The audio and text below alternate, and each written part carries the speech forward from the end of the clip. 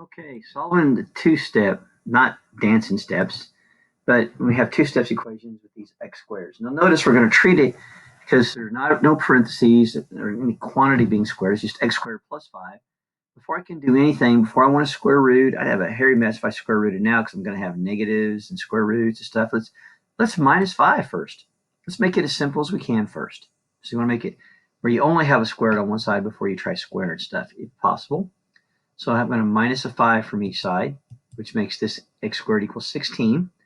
And now what we're going to do is this here. To solve this, we just simply square root each side. But don't forget, when you square root it, you can have a positive answer and a negative answer.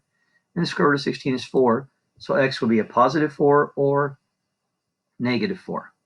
All right? Oh, so let's come up here. So let's add 12 to each side here. If I add 12 to this 52, I'm going to get 64. And because it's an x squared, I'm going to square root it. But don't forget, when you square root these, you have to have a positive answer and a negative answer. And so the positive answer would be positive 8, and negative answer would be negative 8. Because negative 8 times negative 8 equals 64, minus 12 would still be 52. Let's look at our third one. Now this time it's a plus. Well, it's a minus 10, which makes it a negative 4. Ooh, well, wait a minute. I can still do this.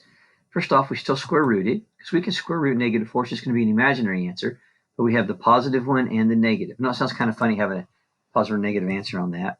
But it's I square roots of 4, and the square root of 4 is reduced to a 2. So my answer is plus or minus 2i.